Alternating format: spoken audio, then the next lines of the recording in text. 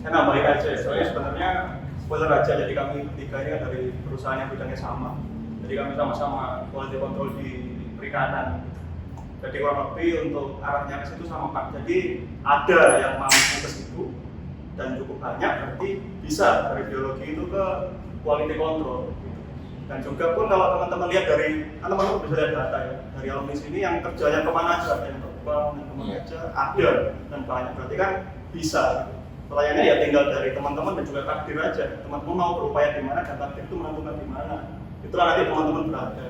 Jadi kalau menurut saya sih, kalau saya dulu sih sangat sederhana. Yang penting di kuliah dulu itu niat saya pokoknya mempelajari paling enggak itu satu hal yang menurut teman-teman itu bisa. Satu hal yang menurut teman-teman itu bisa diaplikasikan ketika nanti bekerja. Sama spoiler aja, jadi kami kan kerjanya itu kan bukan kayak di pabrik yang banyak orang.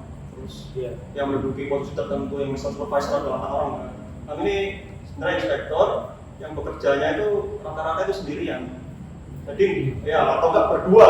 Jadi kami itu datang ke pabrik sendiri atau berdua, kemudian kami menginspeksi barang mereka.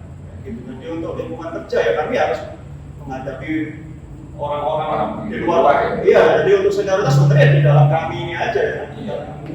Kalau kami ya senioritas pasti ada. Ini junior saya yang saya. Iya. Masih ada bentuk-bentuknya itu. Tetekan gitu mukanya. Ini salah satu bentuk senioritas ini. Jadi ya itu ada lah, tapi menurut saya ada tapi kadarnya. Mungkin hari ini bisa ke manufaktur A, hari kedua bisa ke manufaktur B atau ke pabrik-pabrik lain lah istilahnya. Nah itu di sana juga lingkungannya juga yang pertama itu bisa dikatakan menantang, karena kadang itu kalau misalkan kita menemukan hal yang tidak sesuai dengan standar mutu, itu nanti akan bisa menjadi suatu pertanyaan dari klien, kenapa bisa seperti ini, lalu ya ini nanti akan mempengaruhi kuantitas ekspor mereka.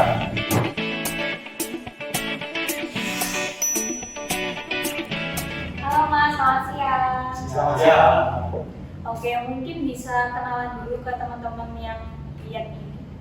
Oke, dari saya ya. Iya. Ya, nama saya Iksan. Saya dari Sidoarjo. Saya di biologi ini angkatan 2013. Kalau saya Singge dari Surabaya, saya dari angkatan 2013 juga. Ya, kalau saya Tony, saya dari angkatan 2014.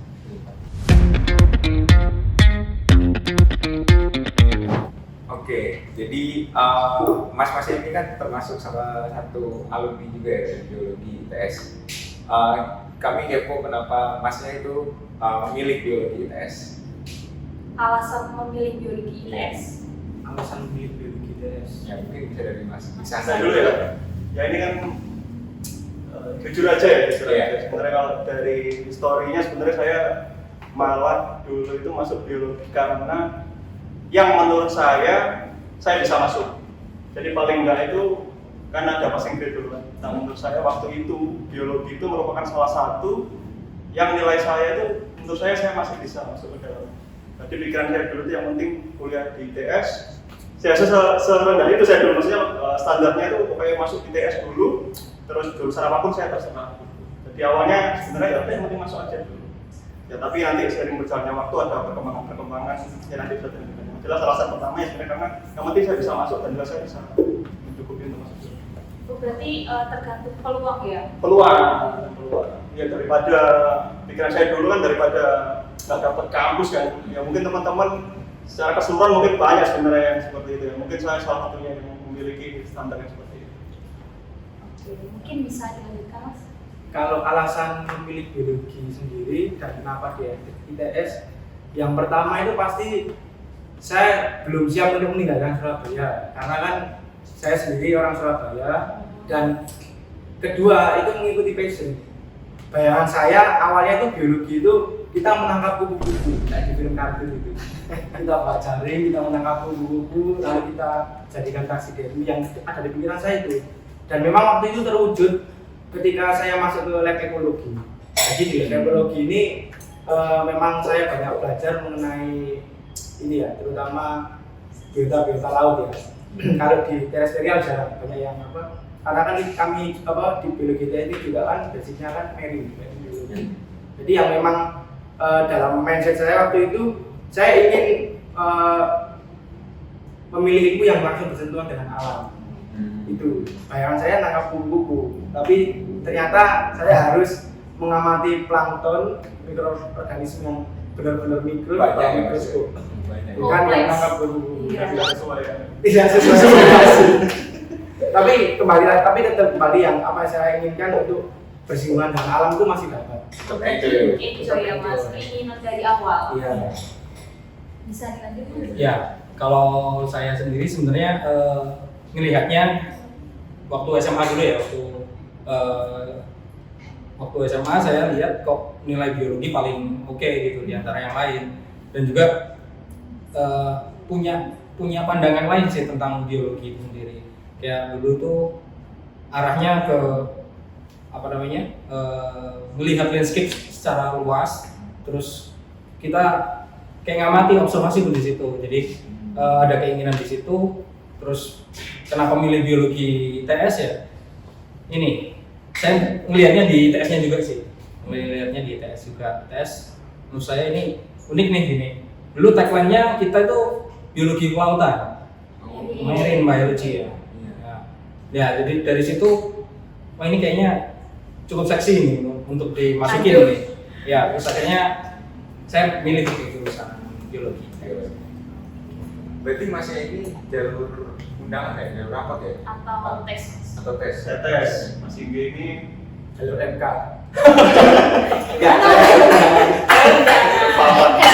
santai. Kalau saya jalur tes. Oh iya. Tes di MK tadi. Enggak. Oke, mungkin saya mau nanya Mas, dari biologi ini sendiri, waktu kerja nanti apa yang bisa dibawa dari udah belajar di biologi ke waktu udah kerja di Mas? Karena kan pandangan orang di luar kan dari biologi bakal kerja apa sih? Gitu kan, banyak yang dibingungkan buat masuk ke biologi. Ya, dari Antoni dulu aja. Oh iya. Iya. Oke. Dari saya ya, dari saya. Saya ini sebenarnya sebelum keluar dari ITS, sebelum keluar dari jurusan biologi ini sudah masuk sih sama perusahaan. Jadi saya direkrut sebelum saya lulus di perusahaan di Gresik gitu. Tapi punya kolega juga di punya hubungan yang baik juga di ITS. Di saya dulu bekerja di konsultan environmental consultant itu 1 tahun. Terus ini nih saya ngerasa butuh nambahin ilmu saya gitu. Jadi saya mutusin buat kuliah lagi di sini ya. Yang waktu itu saya juga tertarik karena kita punya hubungan baik sama Thailand gitu. Buat apa itu namanya ya? Student exchange itu. Terus saya masuk ke situ. Setelah di situ saya nemuin ekosistem baru nih gitu. Ekosistem di bidang kelautan juga dan hasil perikanan dan sebagainya. Di situ saya menemuin passion itu. Kemudian setelah lulus dari S2, saya masuk ke perusahaan di bidang perikanan. Untuk prospek karir ya, prospek setelah pasca kampus. Sebenarnya kalau dari kacamata saya sendiri itu banyak sebenarnya apa yang bisa kita lakukan setelah ini. Tapi kembali lagi apa yang bisa kita lakukan ya. Bisa kita jadi peneliti lepas atau jadi tenaga pengajar atau bahkan di perusahaan baik konsultan ataupun manufaktur. Tapi yang pasti yang untuk saya jalankan sekarang ini setelah lulus dari sini itu saya mengerjakan lebih banyak ke perusahaan perikanan. Jadi di sana bukan meneliti ya, checker ya. Menilai kualitas, Quality control. kontrol kualitas Susah ya. dari produk-produk perikanan ya, terutama kebanyakan udang yang akan diekspor. Tapi memang setelah dari pengalaman kerja di sini juga banyak sekali ya ekspor udang dari negara Indonesia ini terutama ke Amerika. Itu. Jadi kalau untuk saat ini kurang lebih ya urutan ketiga setelah India, setelah kedua saya juga. Itu yang saya jalani itu. Tapi ya, tapi sebenarnya banyak banget loh ilmu yang bisa kita dapat, dan bahkan juga tidak sedikit alumni kita yang melenceng jauh. Ada yang jadi pelawak juga, dengan komedian ada, terus ya banyak lah, ada yang di entertain hanya 1-2 dari saya seperti itu. Ya. Jadi saya nambahin aja ya, soalnya sebenarnya spoiler aja, jadi kami bertiga ini kan dari perusahaan yang bidangnya sama. Jadi kami sama-sama quality control di perikanan. Jadi kurang lebih untuk arahnya ke situ sama Pak. Jadi ada yang mampu ke situ dan cukup banyak, berarti bisa dari biologi itu ke quality control. Dan juga pun kalau teman-teman lihat dari, teman-teman bisa lihat data ya, dari alumni sini yang kerjanya kemana aja, yang ke bank, yang kemana aja, ada dan banyak. Berarti kan bisa. Pertanyaannya ya tinggal dari teman-teman dan juga takdir aja. Teman-teman mau berupaya di mana dan takdir itu menentukan di mana. Itulah nanti teman-teman berada.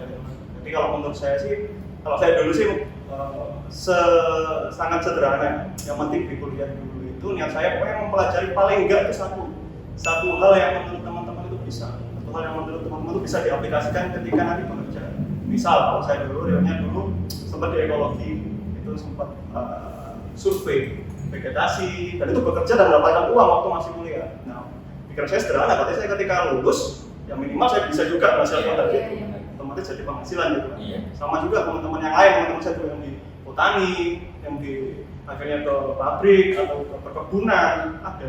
Jadi ya itu. Jadi balik lagi tergantung passionnya masing-masing. Passion masing-masing dan juga ya itu peminatan dan juga jangan lupa faktor eksternal ya. Kita nggak bakal tahu nanti kita di mana. Ini pun sebenarnya saya di udang kan saya dulu yang berpetani kan, cuman akhirnya saya di udang kan nggak nyambung juga. Upaya saya juga dulu itu di survei kan, ternyata di udang kok bisa itu, berarti ada faktor eksternal. Tapi paling nggak di kuliahan itu kita ada hal dasar yang kita bisa temui, yang bisa logika dasar, terus yaitu logika tentang biologi dasar yang bisa diaplikasikan sebenarnya di manapun. Jadi ketika nanti kesempatan itu buka, kita bisa berupaya di situ. Nah teman-teman, jadi teman-teman biologi nggak usah khawatir nih, karena prospek kerjanya yang udah dijelasin ketiga Mas ini sangat besar. Iya, banyak dia nggak bingung untuk masalah pekerja dari lulusan biologi itu seperti apa. Nah, jadi kami juga pengen tahu Mas gimana sih suasana lingkungan kerja di perusahaan itu kayak gimana? Oke. Ya dari tengah dulu Mas. Iya. Tadi kalau suasana di lingkungan kerja, kalau saya di luar sana kan banyak kan orang tahunya itu quality control buyer atau food inspector. Ya, jadi kami di sini tuh banyak sekali menemui orang-orang yang berbeda tiap harinya. Mungkin hari ini bisa ke manufaktur A, hari kedua bisa ke manufaktur B atau ke pabrik-pabrik lain lah istilahnya. Nah itu di sana juga lingkungannya juga yang pertama itu bisa dikatakan menantang, karena kadang itu kalau misalkan kita menemukan hal yang tidak sesuai dengan standar mutu, itu nanti akan bisa menjadi suatu pertanyaan dari klien, kenapa bisa seperti ini, lalu ya ini nanti akan mengakui kuantitas ekspor mereka. Jadi kan kalau misalkan QC-nya nggak bisa bilang ini nggak bisa untuk dikirim karena hal-hal seperti ini, nah itu yang nanti menjadi tantangan dari kita. Jadi dinamikanya lebih terbentuk, negosiasi dan lebihnya juga betul. Jadi Mas, Ini kalau saya sama persis lah, satu bidang dari lingkungan kerjanya sama. Tapi kalau mungkin dari Mas Afan dulu. Sama sih. Sama juga. Terus Ya, dari apa ya? Tadi yang Mas udah ceritain, ada nggak sih Mas kalau di perusahaan itu kayak senioritas? Kalau senioritas itu menurut saya pasti ada, cuman kadarnya seberapa besar aja yang berbeda. Ada yang senioritas itu kadarnya kecil, ada juga yang minta dihormati sekali, yang pasti ada. Itu yang presentasinya. Sama spoiler aja, jadi kami ini kan apa namanya kerjanya itu kan bukan kayak di pabrik yang banyak orang terus yang menduduki posisi tertentu yang misal supervisor atau 8 orang kan. Kami ini sebenarnya inspektor yang bekerjanya itu rata-rata itu sendirian. Jadi ya atau enggak berdua. Jadi kami itu datang ke pabrik sendiri atau berdua, kemudian kami menginspeksi barang mereka. Gitu. Jadi untuk lingkungan kerja ya kami harus menghadapi orang-orang di luar. Iya, jadi untuk senioritas sebenarnya di dalam kami ini aja ya. Kalau kami ya senioritas pasti ada. Ini junior saya yang sering saya. Iya. Iya. Masih ada pecah-pecahnya ini. Tetekan gitu mukanya kan. Ini salah satu bentuk senioritas ini. Jadi ya itu ada lah tapi menurut saya ada tapi kata itu. Dari Mas ya? Terkait senioritas. Sama iya. Iya. Atau gimana Mas? Ya kalau saya menyikapi senioritas itu lebih isi going aja sih. Kalau memang itu nggak bisa nggak maksudnya aku nggak nalar gitu ya, nggak nalar, misalkan terus ujungnya ke pembulian atau perundungan ya udah nggak saya hiraukan gitu aja, cuma gitu.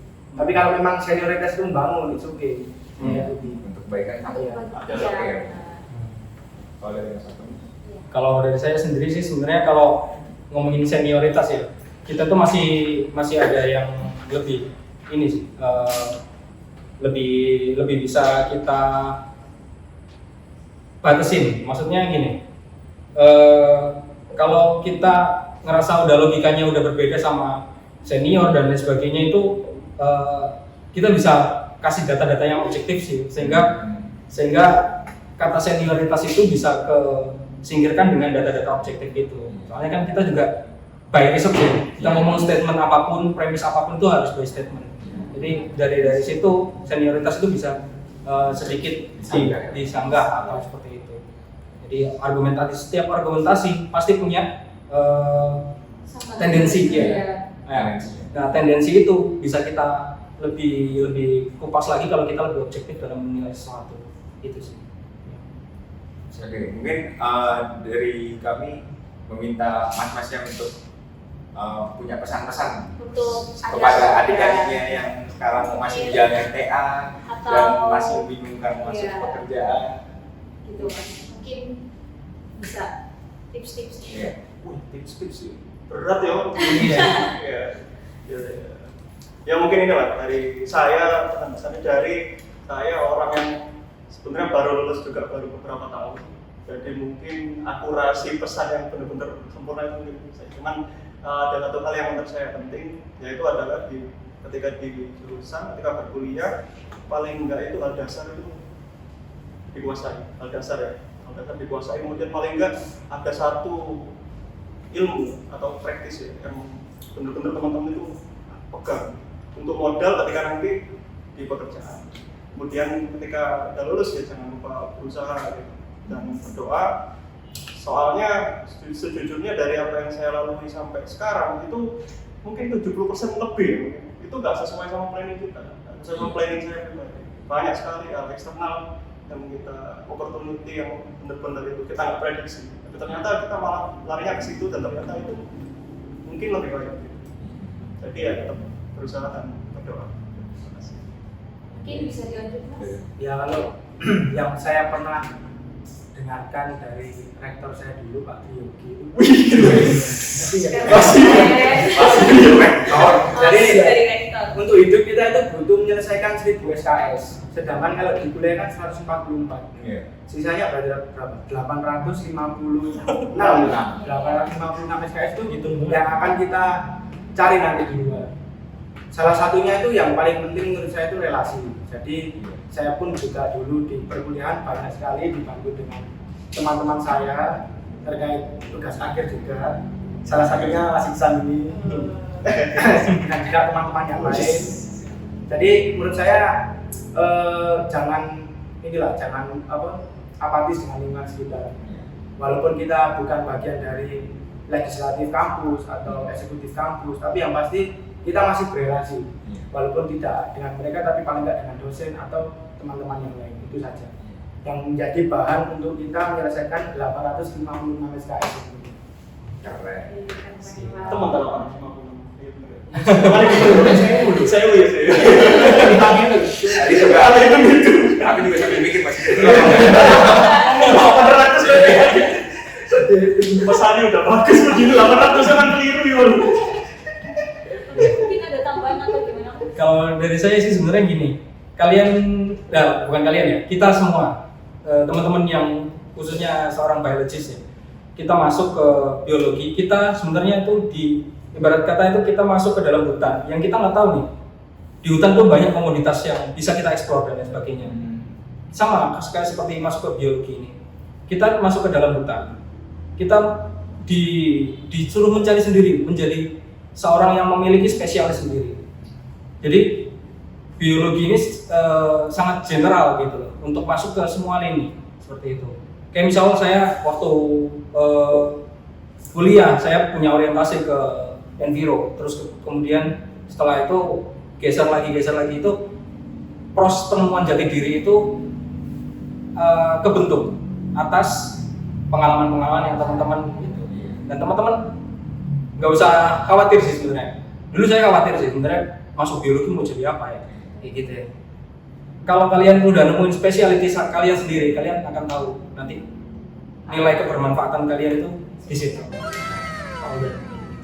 Oke, jadi gitu ya teman-teman. Jangan lupa dicatat saran atau tips-tips dari alumni biologi yang pastinya keren banget dan sudah malang buana pastinya ya. Dan jangan lupa apa link?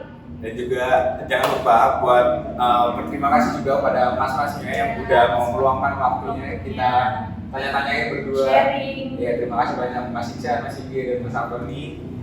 Dan juga jangan lupa buat teman-teman terus kepoin kita di YouTube-nya Lab in to Go dan Instagram Lab in to Go. Jangan lupa like, comment, dan subscribe. See you guys. See you.